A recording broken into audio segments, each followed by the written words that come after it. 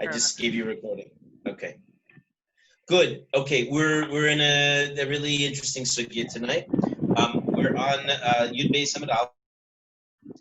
In the about not quite halfway down the page, maybe about a third of the way down the wide lines. We start with a brisa. Actually, before the brisa, the Dibra Maschil reminds us the Mishnah that a murderer who goes outside the boundaries, the chule is the beginning of a line. The chu. If anybody doesn't see it, you'll let me know. But the chu, etc. Right, and that was the discussion we're about to repeat here. The Machlokas Rabbi Yossi Aglili and Rabbi Akiva. The Mishnah only presents their two views. We're going to be meeting a third view about who and when, who can kill and when can they kill, under what circumstances the Rotzeach, the murderer, if he goes outside the bounds of the city. Right, and then there was a question if there is an obligation on the part of the Gol Adam, or whether he's simply permitted, and whether somebody else is allowed to kill him or he's prohibited from doing so.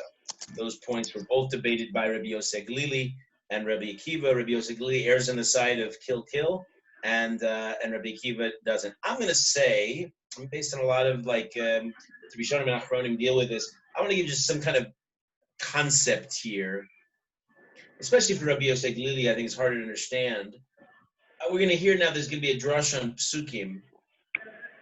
But what is the Torah trying to teach when it says that it's a mitzvah for the Gol Adam to kill? I mean, we spent a lot of time in Shiur a few months ago, Moshe, if you remember, that talks about why is this? Why are we allowing the Gol Adam to do this? Well, he's hot-blooded and he's going to do it anyway. At least the Torah puts it within parameters that he's permitted to do it. But Rabbi Yossi Aglili ups the ante, and he says that no, he's actually supposed to do it. So I think we're adding a new discussion. Nathan, welcome back. I think we're adding something new to the discussion that I think you have to say it like this. I said this much 2 nights ago when we last learned. So the bigger idea at stake here is this: is that the Torah says you have to go to their miklat. You want to stay alive? That's what you do. You follow the rules. I mean, you already weren't such a responsible kind of a guy. You know, society requires that we take care of each other, right? The Torah requires that we treat each other, and we go to great lengths to make sure not to cause any problems. Murder, you were negligent in murder. Okay, you're gonna have to be very careful now, and you have to go to the miklat. And your failure to stay inside not only could cost you your life, but the Torah, in a sense, is encouraging people, it seems, to get you to stay there. It's almost like you've lost your, it's quite literally, you've lost your freedom. You've kind of let go of you've relinquished your complete control because of your negligence. You were out of control of your negligence, and now your punishment is you're out of control of your life, and you could die. I think that's like more of a meta discussion. The Gemara is not going to go there, and I think it's important to understand that a little bit as background. And there's a lot more you could say on those lines, but let's continue. We're on the line again. It's not quite halfway down the Yud Beis Amud Aleph. Tana Rabbanan. We have a brisa that teaches like this: V'ratzach Gol Adam et Sarotzeach. That's the pasuk. The verse says that the Redeemer of blood will kill the killer. So according to Rabbi Yossi Aglili, this is the first view I'm adding, mitzvah biyad Gol Adam. It's a mitzvah. He should do it. Right? Hashem, as it were, mandates it. It's his job to make sure that the Rotzeach is now within very tight parameters. It can't move around. Ein Gol Adam Rishus, Ein Gol Adam. There's no Gol Adam. Well, then Rishus biyad Kol Adam. Then there's actually permission, not a mitzvah anymore, but any person has the permission to then kill him instead. There is some discussion in the post-scheme. I'll just mention it briefly. Does that mean that only if there's no Gol Adam can somebody else step in and kill him? Or arguably, no, it's just the primary obligations on the Gol Adam, but at any time, even if there is a Gol Adam, you and I can come along and take out the Rotseach ourselves. Di Rabbi Yosef Glili. Those are all the words of Rabbi Yosef Glili, and that's his position. We saw this before. I'm going to keep going, but you're welcome to stop me.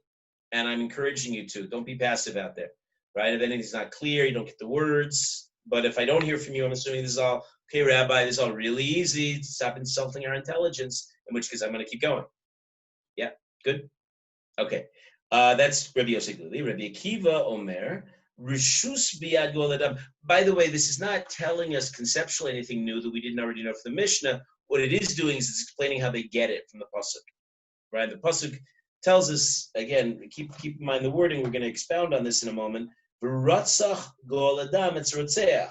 The Gol Adam will kill the killer, will murder the murderer. Rabbi Akiva Omer, Rishus Biyad Gol Adam, he says, no, it's not a mitzvah. You're allowed to. If the Gol Adam is allowed to kill him, B'chol Adam Chayavin Alav, but anybody else who would kill him, they actually are Chayav Misa. They're liable to the death penalty if they were to kill him. That's Rabbi Akiva's view. My time of Rabbi Yosef Glili, where I ask, what is the reason behind Rabbi Yosef Glili? Mich siv im ratzach. Very straightforward. Often the verses phrase it, if it's hypothetical, if it might happen, it'll say it. It'll say, well, if this would come about, then this is what you do. It's not the language of the verse. It doesn't say im ratzach, if he would kill him. It says again, v'ratzach gol adam es rotzeach. He will kill him. So Rabbi Yosef is reading that as a straightforward commandment. You better do it, says Hashem. I think you have to call this, by the way, a mitzvah kiyumis, meaning if he doesn't do it, he's not violating a mitzvah saseh. It's not the same thing, for example, as a person consciously neglecting to put on tefillin, right? It's just if he does it, he's then will have fulfilled the Torah's mitzvah, and that's a great thing.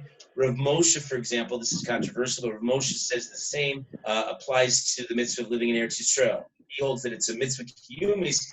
A person who does it is definitely fulfilling a mitzvah, but not doing it is not called a bittul aseh. It's not like you're nullifying a positive commandment. So that's how Rabbi Yosef Glili reads it. Rabbi, what's Ratzach? Ratzach means to murder. Like Rotzeach is a murderer, Ratzach is the verb. Rabbi Akiva, what is his reasoning? Sometimes that's what the Gemara just leaves it. Initially, it asks, my time of the Rabbi Yosef Glili, what's the reason of Rabbi Yosef Glili? Here it's shorthand, right? Rabbi Akiva, what's his reasoning? Clearly it's asking that.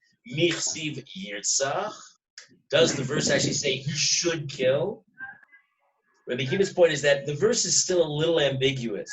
It says, v'ratzach, he kills him. And according to the Ritva, the reason Rabbi Akiva is very conservative about this is that, it's really great Ritva. It's very, very good shot that he says here, it seems to me. Not that the Ritva does not need Bleiweiss's approbation, but it's still a good shot. He says, okay, we're talking about, life and death here. And the Torah takes such things with great seriousness. So if the Torah would want the Gol Adam to be commanded to kill the Rotzeach, it would use unambiguous, clear terms. Yirtzach, he will kill him. Might even say even more strong. It might say whatever. You make a point. It's a mitzvah to go do this. But the Torah doesn't do either of those things. The Torah simply says ambiguously, he kills him. And so Rabbi Akiva errs on the side of caution and says he can kill him, not that he must kill him. It's one notch softer. That's Rabbi Akiva's drasha. Good? Somebody has some interesting audio in the background. Moshe, that's you? Okay. So far, so good? Got the basic machol, Rabbi Akiva, Rabbi Yosef Glili, Rabbi Akiva down. Okay.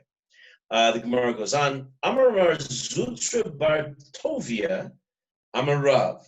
Zutra Bar Tovia says in the name of Rav, Rotzeach sheyatza chutz l'tchum, if the killer leaves the boundaries of the city, and by the way, so much is written about all these Gemaras. These are so layered and so interesting.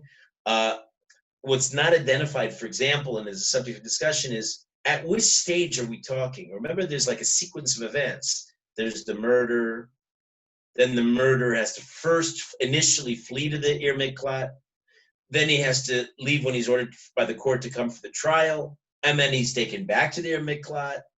So at which stage is this happening? Not identified. Okay.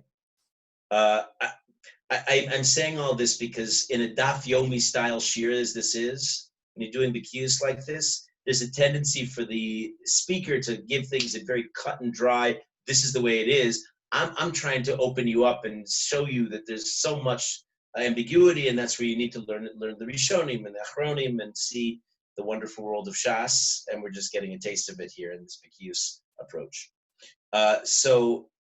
He says, a killer leaves the boundaries of the city, and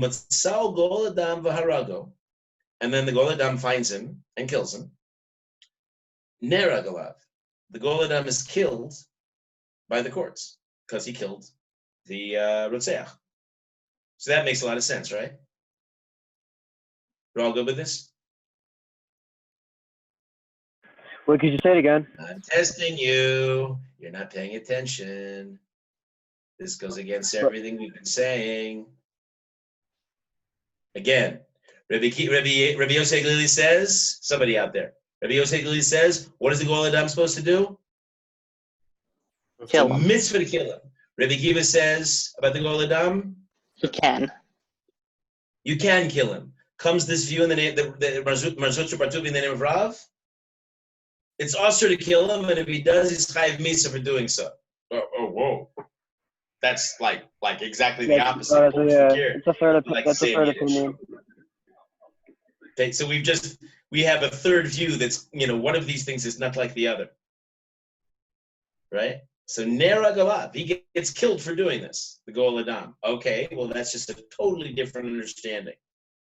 Well, the Gemara then asks, it says, wait a second. Now remember also, Marzutra is quoting Rav. Rav sometimes is deemed as somebody who could take on Tana, but the Gemara usually says that. Here, Rav is an Amora. He's from the time of the Gemara, so he's not of the same stature as Rabbi Yosef Glili and Rabbi Akiva. So the Gemara asks the logical question. It says, well, come on, who is this like? Right? Which view is this lined up with? Loka Rabbi Yosef Glili, but Loka Rabbi Akiva. It's not like either of the views that we know, as we just said. The Gemara answers. It says, Huda Amar Ki Haitana. There is indeed a third brisa out there. It's an anonymous brisa. No, it's Rabbi Eliezer. And it's Rabbi Eliezer's the third view. Desanya Rabbi Eliezer Omer, as we learn in the brisa, Rabbi Eliezer teaches, Ad Amdo Lifnei Ha'eda Lemishpat. The verse teaches us that the murderer shouldn't die until he stands before the Beis Din for a trial. So what are we learning from this? Okay, that's what the verse says. Ma Talmud Lomar, what's it coming to teach? Lefi shenemar, since it says, V'rotzach kol adam es harotzeach, that's the same verse, keep track of it, because it's the same source for Rabbi Yosef Glili and Rabbi Akiva's learning. Rabbi Eliezer understands it is totally different. What does it mean that the Gol Adam will kill the killer? Yachol miyad. It could be thought that this means that as soon as he finds him outside the city, he should kill him like the other two Tanaim understand. Talmud Lomar. The verse comes to teach you otherwise. Ad amdu lifnei ha'eda lemishpat. He's connecting with the other verse. No. When is the Gol Adam? Only when. The only time the Gol Adam is allowed to kill the Rotzeach is until he stands before the Beis Din for trial. So the Gol Adam, totally new concept of Gol Adam, he's only allowed to kill the murderer after the Beis Din says you're chayiv misa, and before they have a chance to execute him according to due judicial proceedings, right? The Gol Adam can intervene and kill him first. It's the only time the Gol Adam can kill him. That's how he learns these verses. Okay, totally noob shot. Wait, could you translate for the Talmud Lomar again? Yeah, Talmud Lomar, he quotes the verse again that we saw above. Ad amdo, we saw this verse already. Ad amdo lifnei ha'eda lemishpat, until he stands before the community for judgment. Eda is like the Beis Din.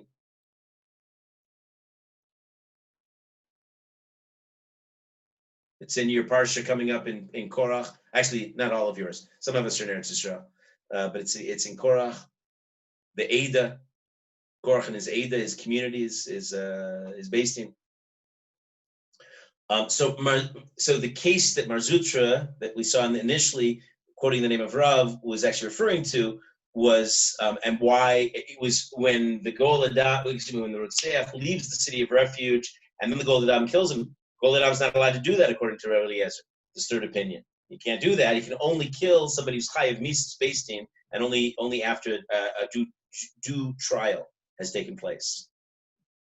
On the other hand, we know that Rabbi Yosef Glili and Rabbi Kiva, they don't require this based in. They can kill him seemingly at any time. And again, there is some discussion about could they kill him in the first instance when he goes to their miklat? What about if he's being schlepped to the Beis Din at that point? He should be protected then. After all, he's going to do what the Torah wants him to do. How about when he's returning to the miklat? How about after he's like permanently, he's ensconced in the miklat? Okay, let's assume it's the last case, right? They're only talking about a case when, he's there in their miklat, he's serving his time till the Kohen Gadol dies, and he goes out of the city, and he goes out of the Tchum, and then he's killed. Tchum, remember we talked about 2 days ago? Okay, Rabbi Yossi, Rabbi Akiva, Hai ad amdo lifnei ha'eda lemishpat maidar shibeh.